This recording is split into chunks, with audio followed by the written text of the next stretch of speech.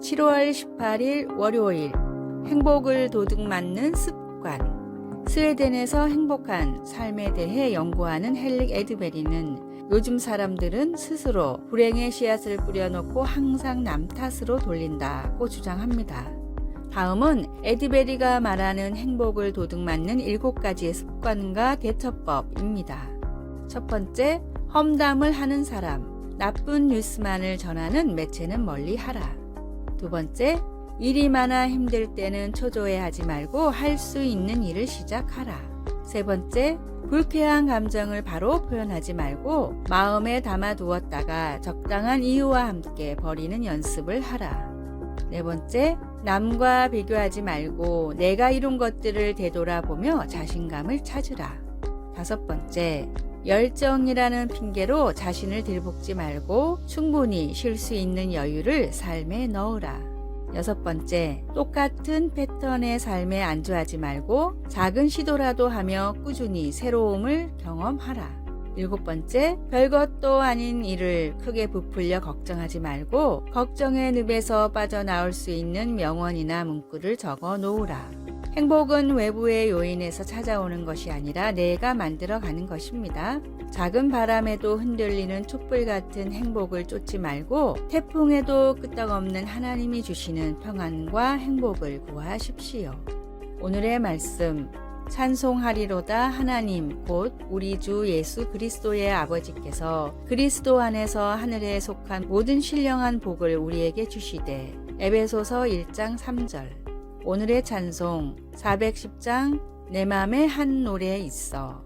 오늘의 만나, 예수님과 함께 모든 것을 주신 하나님의 축복을 놓치지 않게 하소서. 일상에 충만한 하나님의 축복을 누리며 진정한 행복을 깨달읍시다.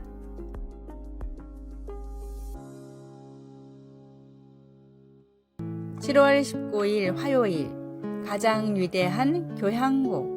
BBC 뮤직 매거진에서 전 세계 151명의 저명한 지휘자들에게 역사상 가장 훌륭하다고 생각하는 교향곡 20곡의 목록을 요청했는데 베토벤의 교향곡 제3번인 에로이카가 1위를 차지했습니다. 제목이 영웅을 뜻하는 이 작품은 프랑스 혁명의 혼란 중에 작곡되었습니다. 게다가 이 곡은 베토벤이 청력을 점차 잃고 있던 힘든 시기에 탄생했습니다. 이 음악은 시련을 맞게 될 때 인간이라는 것, 그리고 살아있다는 것이 무엇을 의미하는지를 극한 감정의 음조로 보여줍니다. 베토벤의 교향곡 제3번은 행복과 슬픔, 그리고 궁극적인 승리라는 거친 음조의 변화를 담아내며 인간 영혼에 대한 시대를 초월한 헌사로 받아들여지고 있습니다. 바울 사도가 고린도 교회에 보낸 첫 번째 서신 또한 비슷한 이유로 주목할 만합니다.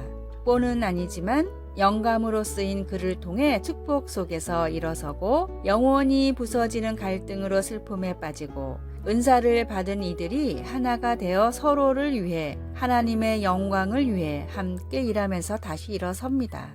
둘의 차이점이라면 바울 서신에서는 인간 영혼의 승리를 성령 하나님께로 바치고 있다는 것입니다. 바울은 우리에게 이루 말할 수 없는 그리스도의 사랑을 다 같이 경험할 것을 강력히 권하면서 하나님 아버지께서 우리를 함께 부르시고 성자 예수님이 인도하시고 성령께서 감동케 하신다는 것을 우리로 깨닫도록 도와줍니다. 말씀, 우리가 유대인이나 헬라인이나 종이나 자유인이나 다 한 성령으로 세례를 받아 한 몸이 되었고 또 다 한 성령을 마시게 하였느니라. 고린도전서 12장 13절. 찬송 475장 인류는 하나 되게.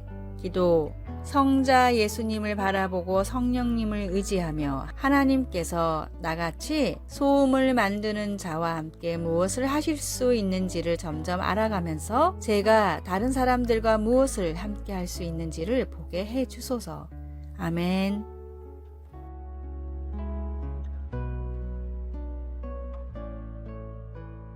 (7월 20일) 수요일, 무릎을 꿇읍시다.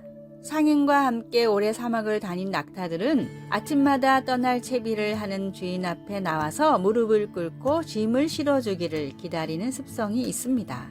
상인은 낙타의 등에 짐을 실지만 결코 낙타를 힘들게 할 만큼의 무거운 짐을 실지 않습니다. 날씨 등의 이유로 때로는 한 달이 넘게 사막을 건너야 하기 때문에 욕심을 부리다가 낙타가 지치거나 병이 나면 오히려 손해이기 때문입니다. 이 사실을 잘 아는 낙타는 상인이 실어주는 짐을 마다하지 않고 오히려 아침마다 상인 앞에 무릎을 꿇습니다.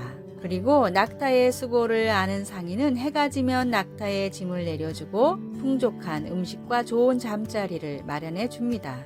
비록 낙타는 종이고 상인이 주인이지만 낙타는 상인을 믿고 상인은 낙타를 위하기 때문에 목표한 곳에 도착하기까지 서로를 아끼고 신뢰하는 마음은 더욱 커져갑니다. 어쩌면 우리의 신앙도 이와 비슷한 모습입니다. 상인을 신뢰하는 낙타처럼 그리스도인은 당연히 짊어져야 할 짐을 지어야 하고 그 짐을 감당하기 위해 매일 주님 앞에 무릎을 꿇어야 합니다. 주님이 주신 말씀과 명령을 지키며 천국으로 떠나는 그날까지 주님을 더욱 알아가는 은혜를 달라고 간구하십시오. 오늘의 말씀, 다만 너희는 그의 나라를 구하라. 그리하면 이런 것들을 너희에게 더하시리라. 누가복음 12장 31절. 오늘의 찬송 433장. 귀하신 주여 날 붙드사. 오늘의 만나, 더 편하고 안락한 삶이 아니라 주님을 알아가는 삶을 구하게 하소서. 하나님의 뜻을 묻는 기도와 결심으로 하루를 시작합시다.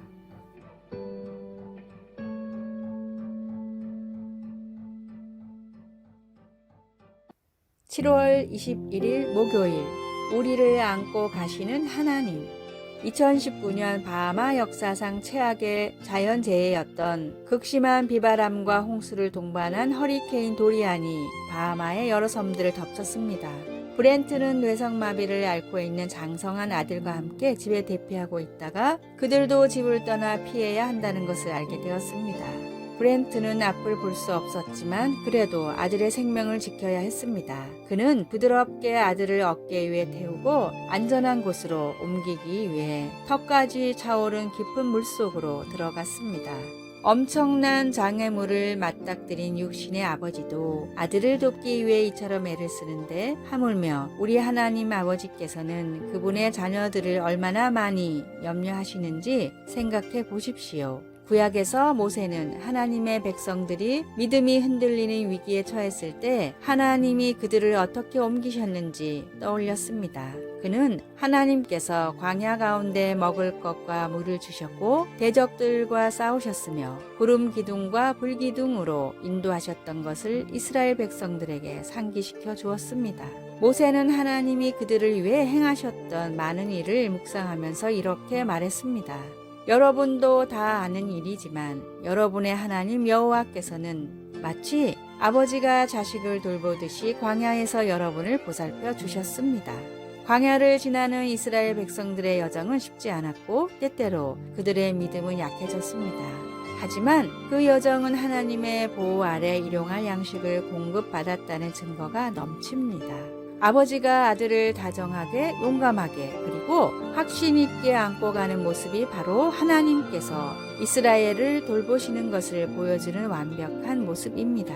우리의 믿음이 시험 받는 어려움에 마주할 때라도 하나님이 거기 계셔서 그 어려움들을 뚫고 우리를 안고 가신다는 것을 기억하십시오. 말씀, 사람이 자기의 아들을 안는 것 같이 너희의 하나님 여호와께서 너희가 걸어온 길에서 너희를 안으사 이곳까지 이르게 하셨느니라 하나. 신명기 1장 31절. 찬송 406장 고난 내 영혼 편히 쉴 곳과. 기도, 제가 느끼지 못하더라도 하나님께서 저를 안고 가심을 기억하도록 도와주소서. 주님의 권능과 긍휼하심에 감사드립니다. 아멘.